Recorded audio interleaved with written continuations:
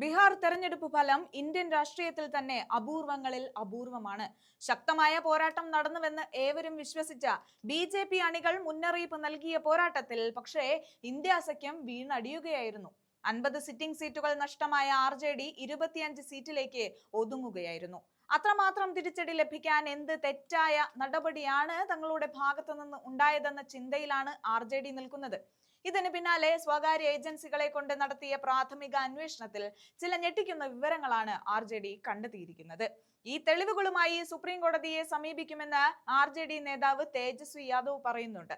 ആദ്യം നടത്തിയ അന്വേഷണത്തിൽ ലഭിച്ച ചില നിർണായക വിവരങ്ങൾ RJDയുടെ മുതിർന്ന നേതാവ് ജഗദാനന്ദ് സിംഗ് പങ്കുവെക്കുന്നുണ്ട്. ചില ഞെട്ടിക്കുന്ന കാര്യങ്ങളാണ് അന്വേഷണത്തിൽ കണ്ടെത്തിയിരിക്കുന്നത്. NDA പാർട്ടികൾ വിജയിക്കാൻ ആവശ്യമായ സീറ്റുകളിലേക്ക് ആദ്യം തന്നെ കൃത്രിമത്വം നടത്തിയെന്നും ഓരോ EVMകളിലും വോട്ടെടുപ്പിന് മുൻപ് തന്നെ 25,000 വോട്ടുകൾ ചേർത്തുവെന്നുമാണ് RJD പറയുന്നത്. തെളിവുകൾ ശേഖരിച്ചു കഴിഞ്ഞു. ഇതുമായി കോടതിയെ സമീപിക്കുമെന്നും നീതിയുക്തമായ റീപോളിംഗ് ആവശ്യപ്പെടുമെന്നുമാണ് RJD പറയുന്നത്. ബാലറ്റ് പേപ്പറിലേക്ക് മടങ്ങിയാൽ മാത്രമാണ് ഇനി പ്രതിപക്ഷ പാർട്ടികൾക്ക് രാജ്യത്ത് രക്ഷയുള്ളൂ. ഇലക്ട്രോണിക് വോട്ടിംഗ് മെഷീനുകൾ പൂർണ്ണമായും ഹൈജാക്ക് ചെയ്യപ്പെടുന്നുണ്ടെന്നും അതിനെ സാധൂകരിക്കുന്ന തെളിവുകൾ ലഭിക്കുന്ന മുറയ്ക്ക് സുപ്രീം കോടതിയെ സമീപിക്കുമെന്നും RJD അടിവരയിട്ട് പറയുന്നുണ്ട്. നേരത്തെ വോട്ടെണ്ണലിന് തൊട്ടു മുൻപ് ചില കേന്ദ്രങ്ങളിൽ നിന്ന് EVM ലോറിയിൽ കയറ്റുന്നതിന്റെ വീഡിയോ RJD പുറത്തുവിട്ടിരുന്നു. ഈ ദൃശ്യങ്ങൾക്കെതിരെ നാളിതുവരെയായിട്ടും തെരഞ്ഞെടുപ്പ് കമ്മീഷൻ ഒരക്ഷരം പോലും ഉരിയാടാൻ തയ്യാറായിട്ടുമില്ല. ഇതിന് പിന്നാലെയാണ് തെരഞ്ഞെടുപ്പ് ഫലം വരുന്നതും RJD അടക്കമുള്ള പ്രതിപക്ഷ പാർട്ടികൾ തൂത്തെറിയപ്പെട്ടതെന്നും നമ്മൾ കണ്ടതാണ്.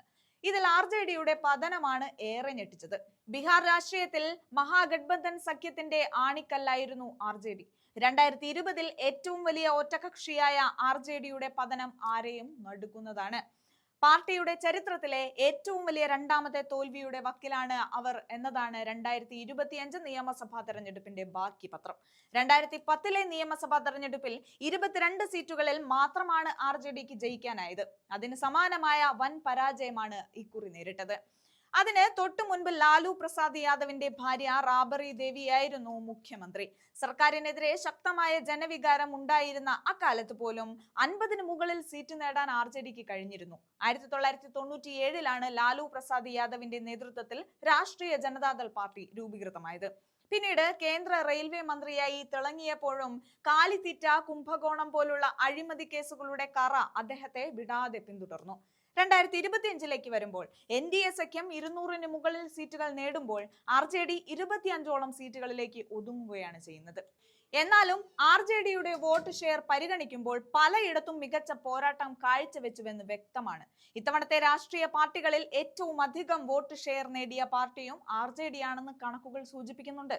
2025 നിയമസഭാ തെരഞ്ഞെടുപ്പിൽ BJPയുടെയും JDUവിന്റെയും വോട്ട് വിഹിതം താരതമ്യപ്പെടുത്തുമ്പോൾ രാഷ്ട്രീയ ജനതാദൾ കൂടുതൽ വോട്ട് വിഹിതമാണ് നേടിയത്. എന്നാൽ ഫലത്തിലേക്ക് വരുമ്പോൾ വിജയം 25 സീറ്റുകളിൽ മാത്രമായി ഒതുങ്ങുകയും ചെയ്യുന്നുണ്ട്. BJPക്ക് 89 സീറ്റുകളിലും JDUവിന് 85 സീറ്റുകളിലും ജയം നേടാനായി. 4.97% വോട്ട് ഷെയറുള്ള ലോക് ജനശക്തി പാർട്ടി 19 സീറ്റുകളിൽ വിജയിച്ചു എന്നിടത്താണ് ടോപ്പറായ RJDയുടെ സീറ്റുകൾ കണക്കുകൂട്ടുമ്പോൾ വലിയ കുറവ് തോന്നുന്നത്. NDAയുടെ രാഷ്ട്രീയ പാർട്ടികളുടെ മാത്രം വോട്ട് ഷെയർ MLA സീറ്റുകളായി മാറുമ്പോൾ വൈരുദ്ധ്യം നിറഞ്ഞൊരു കാഴ്ചയാണ് ബീഹാറിൽ കാണാനാകുന്നത്. കളി തുടങ്ങുന്നതിന് മുൻപ് വിജയിയെ പ്രഖ്യാപിച്ചാൽ അതിൽ എന്ത് ജനാധിപത്യമാണുള്ളത്? കോൺഗ്രസ് MP മാണിക്യം ടാഗോറിന്റെ ചോദ്യവും രാജ്യത്ത് മുഴങ്ങി കേൾക്കുന്നുണ്ട്. പ്രതിപക്ഷത്തെ 65 ലക്ഷം വോട്ടർമാരെ ഒഴിവാക്കിയാൽ തെരഞ്ഞെടുപ്പ് ഫല പ്രഖ്യാപനത്തിൽ എന്ത് അത്ഭുതം സംഭവിക്കാനാണെന്ന് മാണിക്യം ടാഗോർ Xലൂടെ ചോദ്യം ഉന്നയിച്ചിരുന്നു. ബീഹാറിൽ ഇഞ്ചോടിഞ്ച് പോരാട്ടം നടന്ന ഒട്ടുമിക്ക മണ്ഡലങ്ങളിലെയും ഈ ഉയർന്ന വോട്ട് ഷെയർ വിജയമായി മാറ്റിയെടുക്കാൻ കഴിയാതെ പോയിടത്താണ് തേജസ്വിയുടെ പാർട്ടി വൻ തിരിച്ചടി നേരിട്ടത് എന്നാണ് രാഷ്ട്രീയ നിരീക്ഷകർ പറയുന്നത്.